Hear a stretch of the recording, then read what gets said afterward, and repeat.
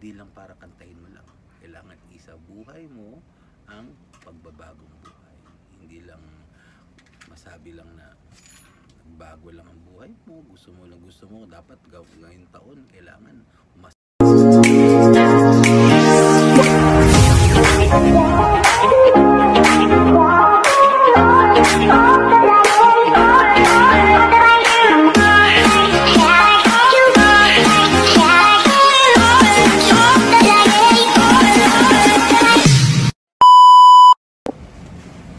Hello!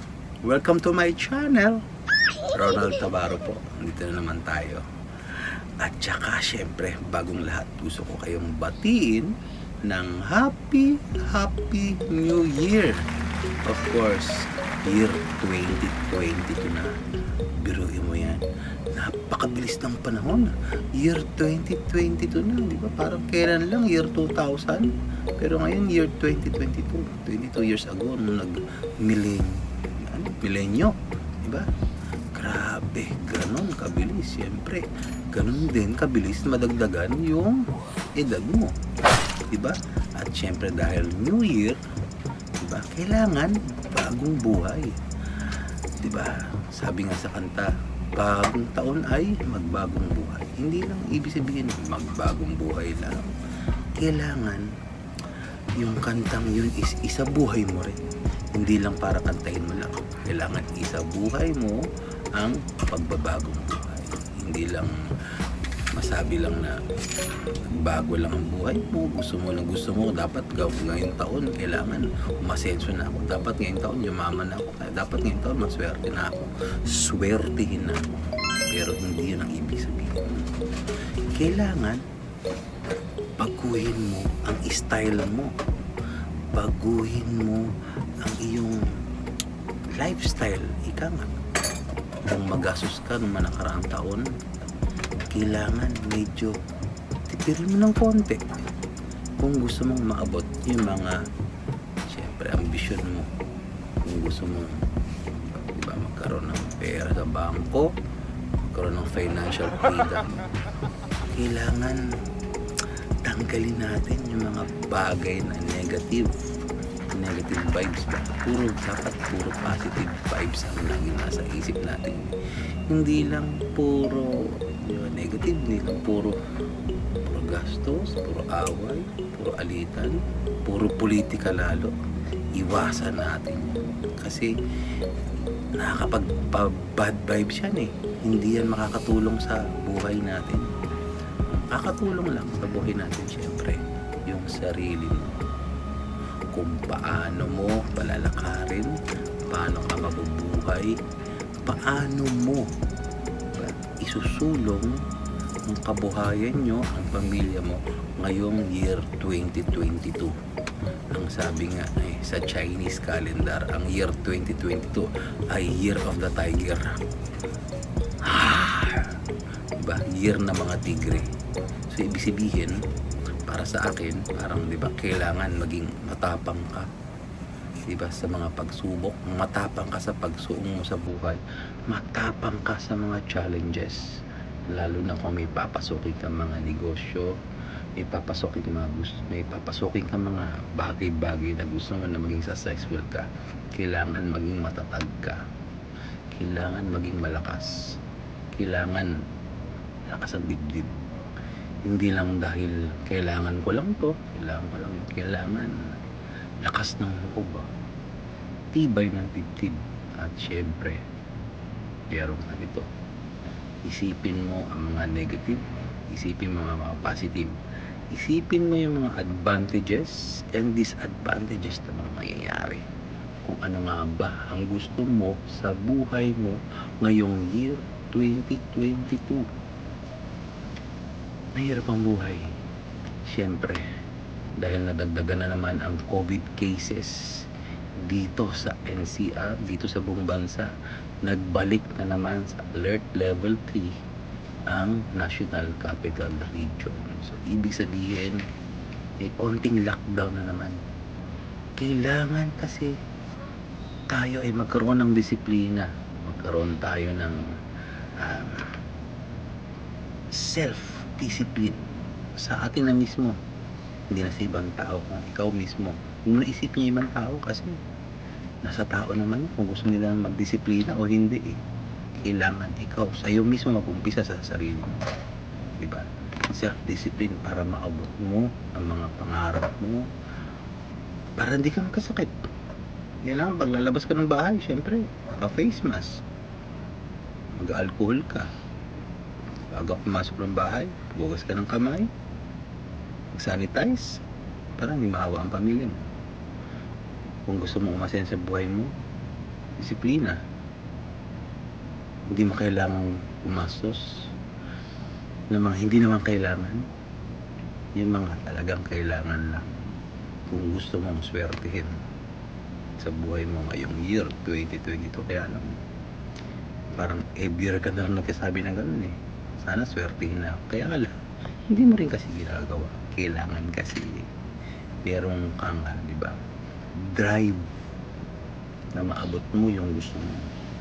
Kailangan lagi kang focus doon sa gusto mong mangyari, diba?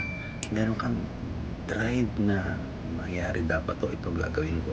Self-discipline nga, yun ang pinaka buod para mangyari ang gusto mo ngayong 2022. Maraming problema, sigurado, maraming pagsubok, pero walang ibang makakasagot niyan kundi ikaw pa rin. Nasa sayo pa rin ang mga bagay na dapat mangyari sa buhay mo. Sabi nga nila, sa Diyos ang awa, nasa tao ang gawa. Totoo naman yun eh. Pero syempre, may plano ang Diyos kung ikaw ay magpapakabait. Kung lagi mong iisipin na dapat lahat ng ginagawa mo ay para maging kaiga-igaya sa paningin ng Panginoong Diyos. Ang buhay ng tao, pag wala kang pangarap, wala. Gusto mong patulog-tulog ka lang, walang mangyayari. Kung gusto mong magtrabaho lang para sa sarili mo, wala rin mangyayari. Kailangan magtrabaho ka para sa future, hindi lang para sa ngayon. Isipin mo yung inaalala ng pagkabata ka pa. Pagbata ka pa, dream big agad. Dapat hindi yung pangarap ko makatapos lang. Hindi mo pangarap makatapos lang. Dapat pangarap mo pagdating ng araw, may sarili na akong bahay, sarili akong kotse, may sarili akong business. So, ibig sabihin, pag nakatapos ka, magkakaroon ka ng magandang trabaho, magkakaroon ka ng magandang sweldo, makakarating ka ng abroad, diba? Pagdating mo sa abroad, siyempre, makakaipon ka. Makakapagpundar ka ng bahay, makakapagpundar ka ng kotse, lupa, mapag-aaral mo yung mga anak mo, lahat mangyayari yan kung meron kang self-discipline. So, ang year 2022, hopefully, wala na masyadong pandemic. Yung mga sakuna, hindi masyado. Meron talaga yan, meron bagyo, pero dapat hindi maging ganong katindi ang bagyo. Ang pandemic, sana matapos na. Dahil ang dami na namang hirapan tao. Siyempre, yung iba, pag nag-lockdown, yung iba wala na ng trabaho. Siyempre, wala na ng mga sweldo. Ang mga kumpanya, skeletal schedule, hindi araw-araw may pasok, diba? Yung iba every other day. Kaya kailangan mo, kung wala ka ng trabaho, may self-discipline ka. Walang trabaho, huwag masyado gumastos. Hindi mo naman kailangan budgetin mo yung sarili mo. Kailangan maging wise ka. Pag hindi ka naging wise, talo ka. Kailangan mo lang sa buhay ay maging talino, may puso. Sabi nga, heart strong.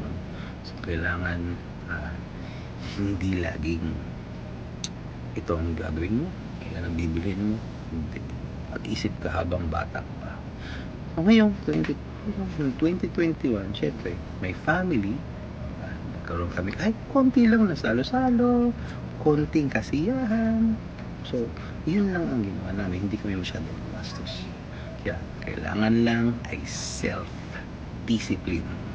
Yun lang ang tanging ibaambag ko sa inyo, mga tropa. Self-discipline, huwag niyong kakalimutan. Yun ang pinaka-importante sa tao. Self-discipline. Kung wala ka nito, wala. Mangyayari lahat. Maghihirap ka. Hindi naman sa maghihirap ka. Yung health mo, babayaan mo rin. Kasi wala kang discipline. Lifestyle mo, kain ka ng kain, kahit bawal. Kahit, siyempre, sa buhay mo, dapat